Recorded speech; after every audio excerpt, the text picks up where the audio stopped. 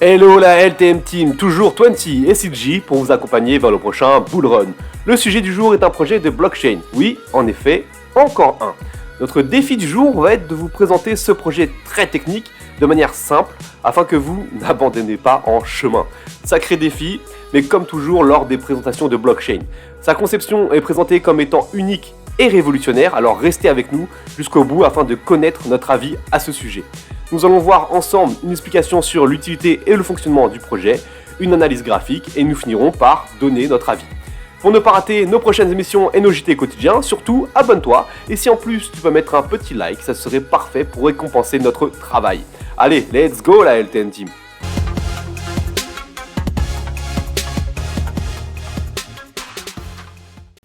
Le projet du jour est celui du Flow avec son token du même nom, facile à retenir. 20 nous a dit en intro que ce serait difficile de présenter ce projet, alors essayons. Il y a une expression à la mode dans le monde des cryptos, vulgarisée. Afin d'apprendre les cryptos à des non-initiés avec des mots simples, enfin je dirais plutôt à des non-initiés au langage technique et à la conception des projets. Très clairement, si on rentre sur le terrain technique, personne ne va s'intéresser aux cryptos vu la complexité. Nous sommes ici pile dans le thème.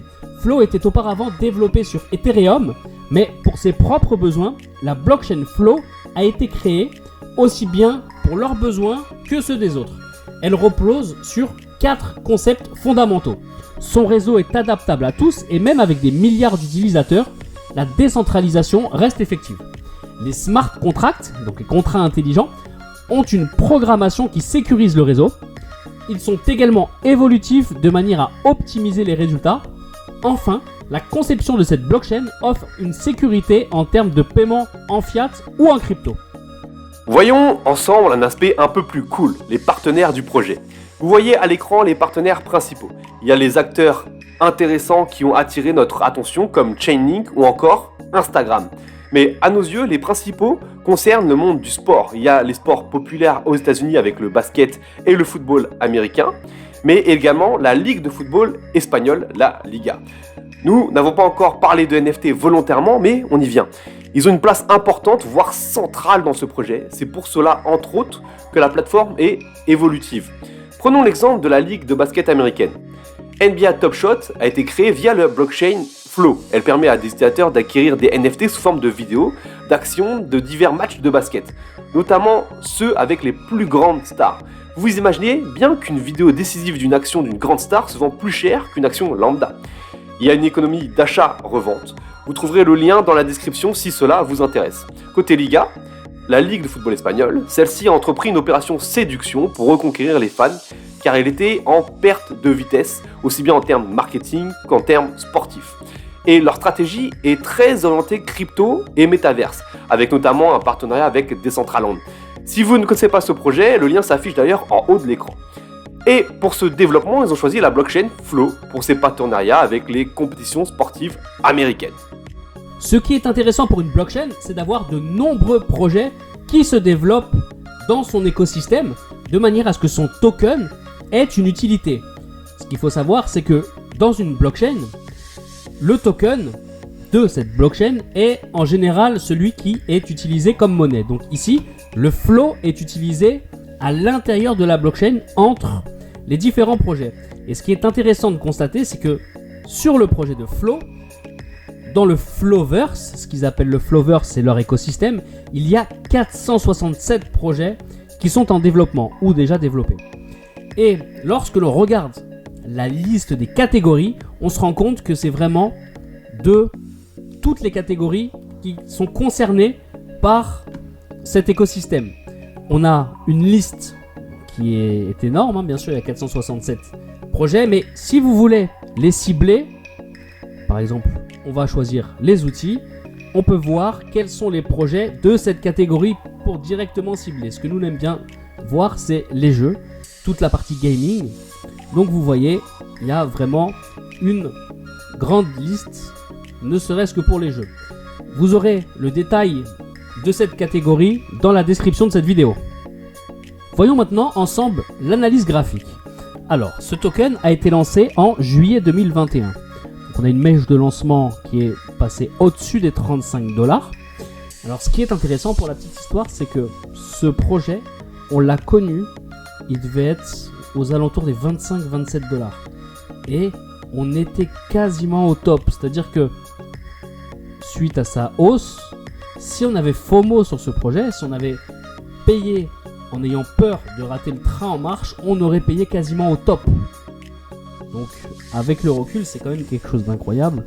On aurait un investissement qui aurait quasiment perdu 95% de sa valeur, voire 96% si on est un peu plus précis aujourd'hui.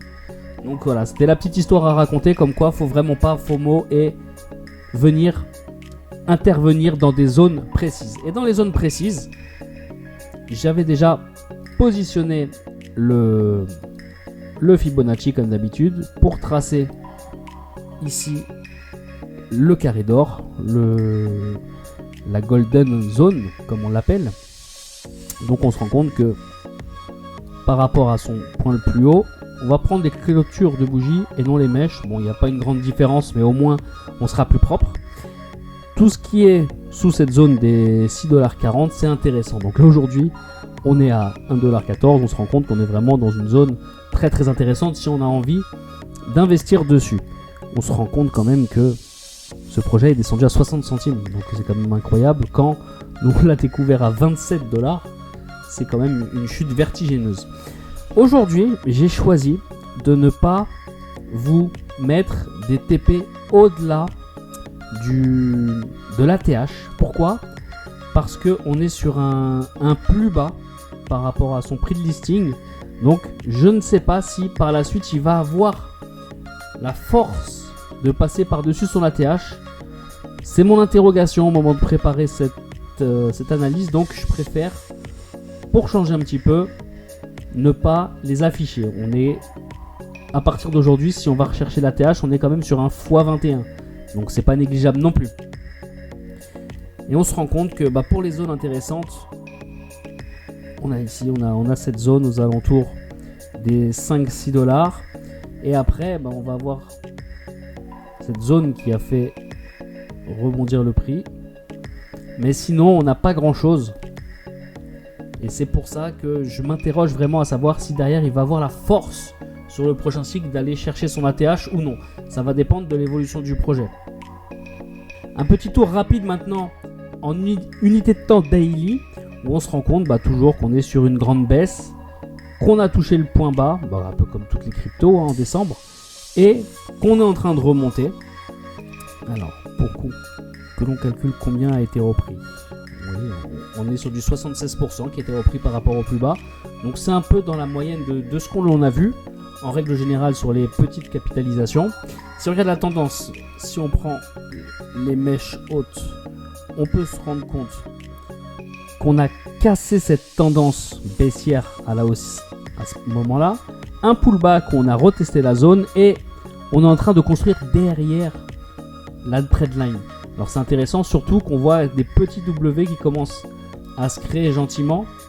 Ce type de construction c'est très beau, surtout que ça va de plus en plus haut. Donc si on a une construction, alors hop, un petit pinceau, qui continue de faire cette forme de W, on pourrait vraiment partir à la hausse, mais bien sûr ça va être toujours corrélé au Bitcoin et à l'écosystème crypto en règle générale. Néanmoins, cette construction est intéressante et ça pourrait marquer la dynamique à la hausse. Nous sommes sur un projet intéressant de par ses partenariats. Avec comme partenaire la NBA ou la NFL, ce n'est pas n'importe qui. Cette blockchain se situe dans le domaine du sport, c'est un domaine qui nous intéresse. Maintenant, arrivera-t-il à se démarquer des autres projets ? Rien n'est moins sûr. Je préfère rester mitigé dans le sens où nous avons présenté Storj il y a quelques jours. D'ailleurs, le lien s'affiche en haut de l'écran. Mais 2 jours après, Binance a annoncé arriver ce secteur d'activité. Ce qui lui apporte une énorme concurrence parce qu'on parle de Binance. Est-ce que Flow ne subira pas une trop grosse concurrence par la suite ? Par exemple, Sorare qui est également sur ce secteur du sport, certes avec un gameplay différent. Je préfère rester mitigé pour le moment. Nous avons le temps de voir venir. Néanmoins, il faut savoir que si ce projet vous plaît, le prix est vraiment très attractif. C'est tout pour aujourd'hui. Ciao la LTN Team.